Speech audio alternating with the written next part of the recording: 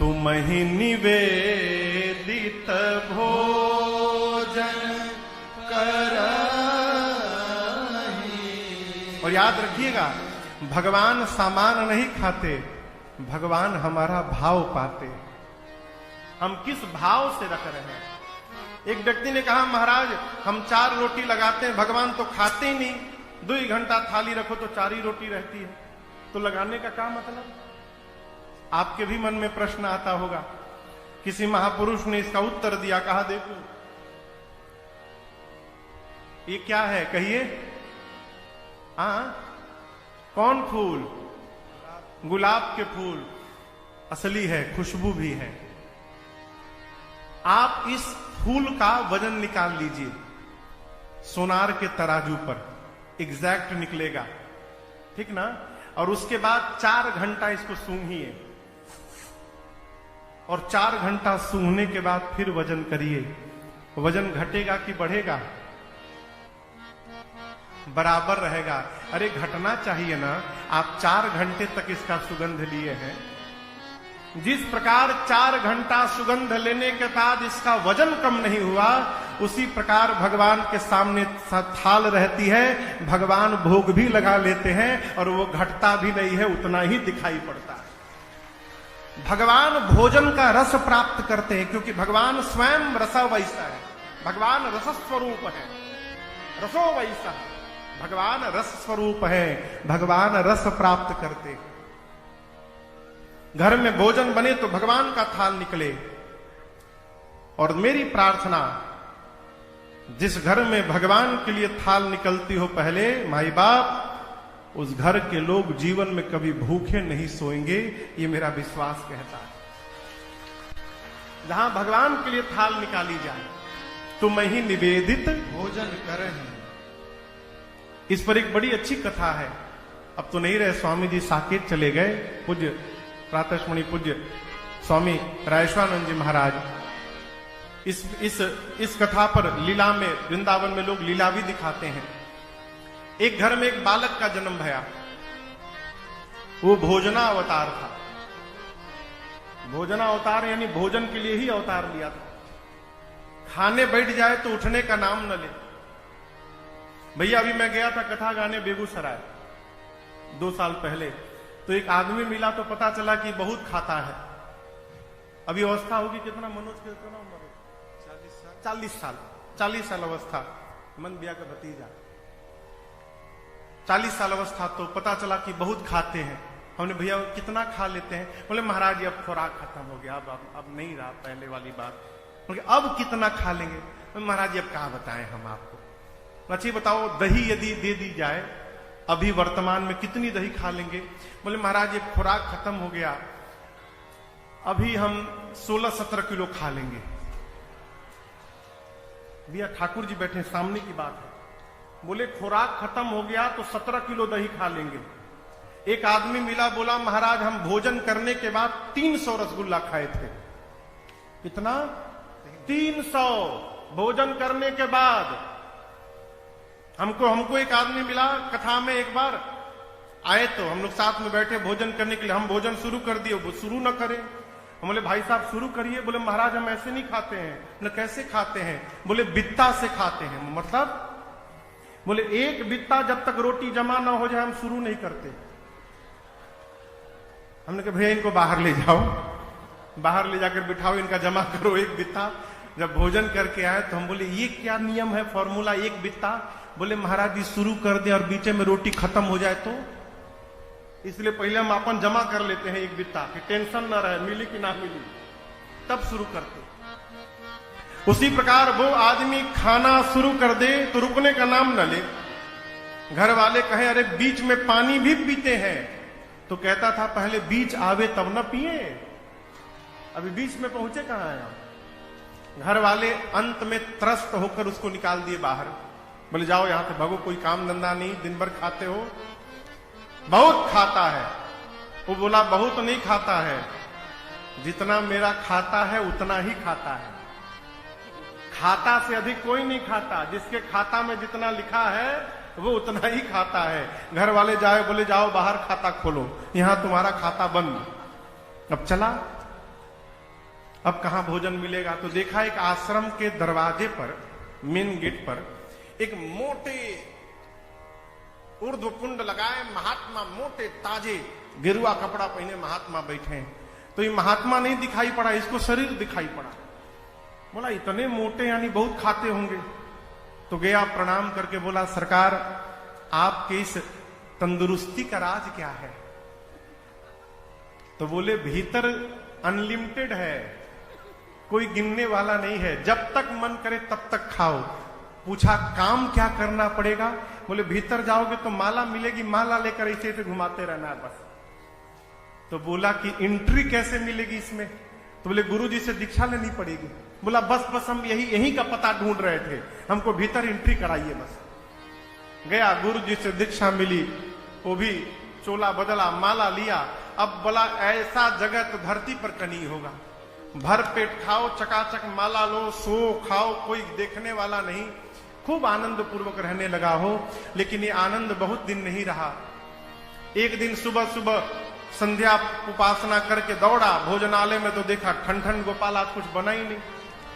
पहुंचा गुरुजी के पास, कहा गुरुजी बाल भोग का समय हो गया।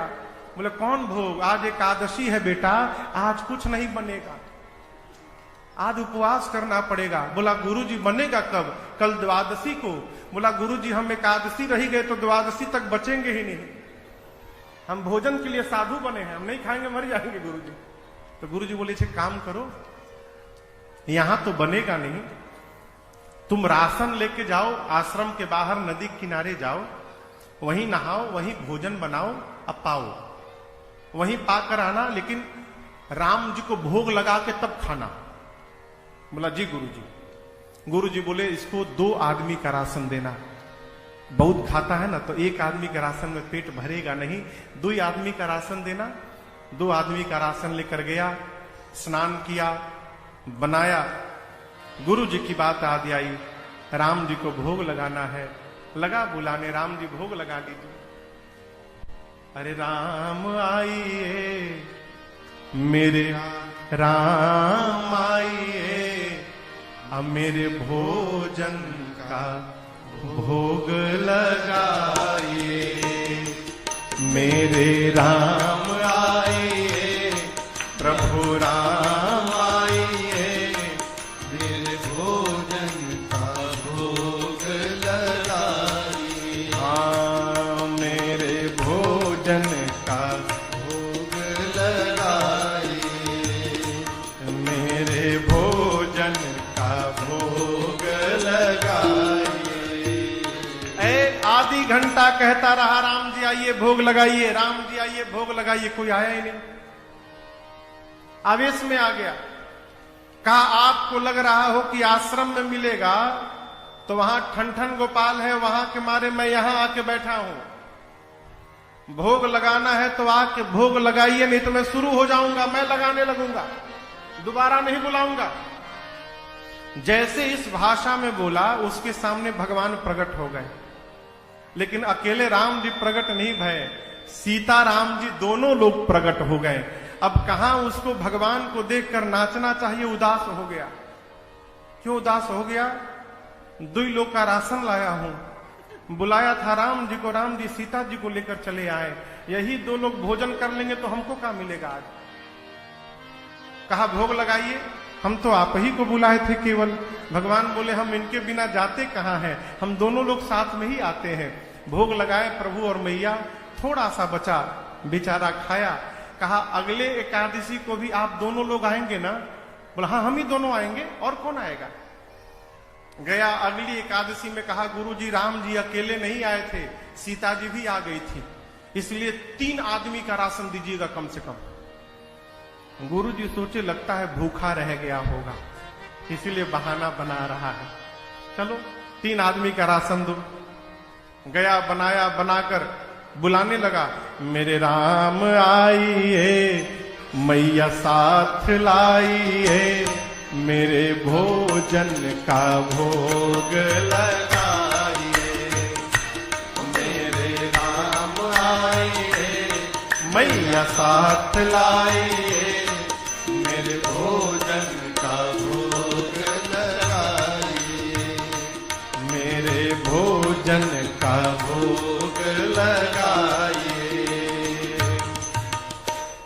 बुलाया सीता जी, राम जी, लक्ष्मण जी तीनों प्रकट हो गए। जब सीता राम लक्ष्मण जी आ गए तो बोला ये कौन है? राम जी बोले मेरे भाई है, पिछली बार तो नहीं आए थे। राम जी बोले छूट गए थे। बोला ये भी खाएंगे? तो राम जी बोले आए हैं किस लिए? बोला बताए तो नहीं थे आप कि ये भी आएंगे। अब भगवान बोले भूल गया था। लक्ष्मण जी सोचे भगवान कहां लेके चले आए, इतना दिव्य मेरा सत्कार हो रहा है यहां पर। बोला आए हैं तो पाए। अब सीताराम लक्ष्मण जी पाए, फिर उसको थोड़ा सा बचा, आधा पेट पाया, गया गुरु जी के पास। अगली एकादशी में कहा गुरु जी अब की बार 5 लोगों का राशन दीजिएगा।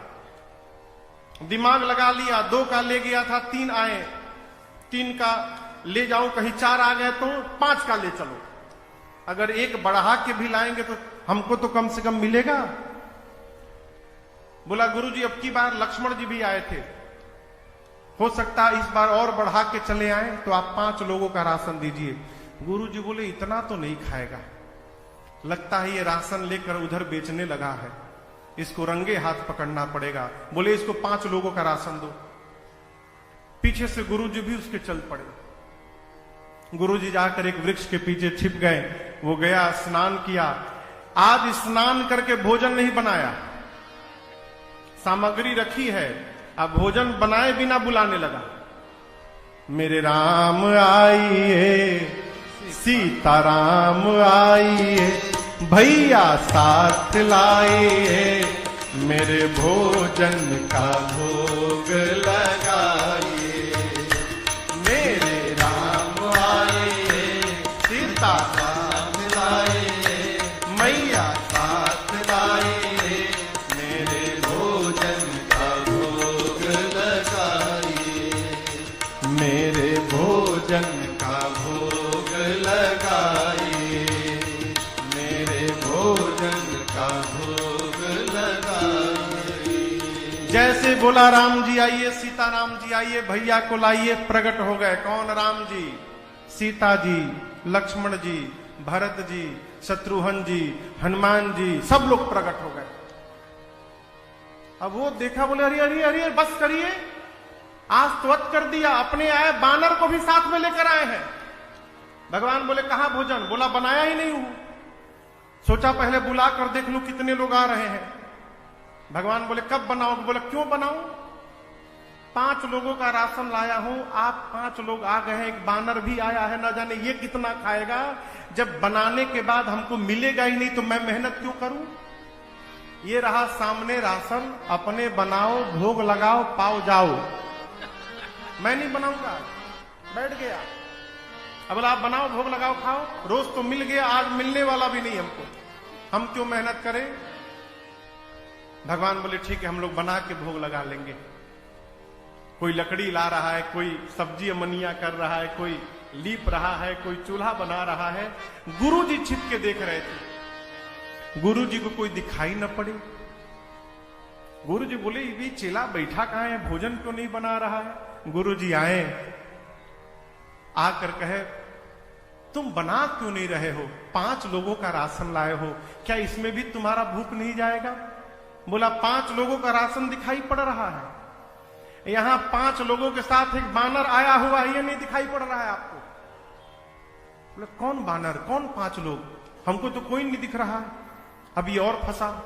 बोला गुरुजी मानने को तैयार नहीं, इतने सारे लोग आए हैं यहां पर। गया राम जी के पास, जाकर कहा प्रभु एक तो समस्या आज भूखों मरना है, दूसरी बात गुरु जी मेरी बात पर विश्वास ही नहीं कर रहे कि आप आए हैं, आप मेरे गुरु जी को क्यों नहीं दिख रहे हैं। राम जी बोले मैं तुमको दिखाई दूंगा, तुम्हारे गुरु जी को दिखाई नहीं दूंगा मैं। जाकर बोला गुरु जी से ये बात कि राम जी कह रहे हैं कि मैं आपको नहीं दिखूंगा। गुरुदेव रोने लगे। गुरु जी समझ गए कि इसको भगवान का दर्शन हो रहा है, लेकिन मेरी भक्ति आज तक उतनी नहीं पकी कि मुझे भी भगवान का दर्शन हो। अपने दुर्भाग्य पर सदगुरु को रोना आ गया और शिष्य गुरुदेव को रोते हुए बर्दाश्त नहीं कर पाया। जाकर राम जी के चरणों को पकड़ लिया, कहा प्रभु मैं तो भोजन करने के लिए साधु बना था, मेरे गुरु जी तो कितने ज्ञानी हैं, धर्म भी जानते हैं, वेद भी जानते हैं, नियम से भी रहते हैं, उसके बाद भी आप मुझे दिखाई दे रहे हैं और मेरे गुरु जी को नहीं दिख रहे हैं। राम जी ने कहा, पुत्र सत्य है कि तुम्हारे गुरुदेव ज्ञानी हैं, लेकिन बेटे जितने सरल तुम हो ना, उतने सरल तुम्हारे गुरु जी नहीं हुए हैं, इसलिए मैं तुमको दिखाई दूंगा, तुम्हारे गुरु जी को नहीं दिखाई। भगवान के चरणों में गिर गया, कहा प्रभु मेरे लिए एक बार आप गुरु जी को दर्शन दीजिए। तो भगवान ने उनके गुरुदेव को भी दर्शन दिया, पंचायतन दरबार के साथ दर्शन दिया। ये क्या है? तुम ही निवेदित भोजन करही।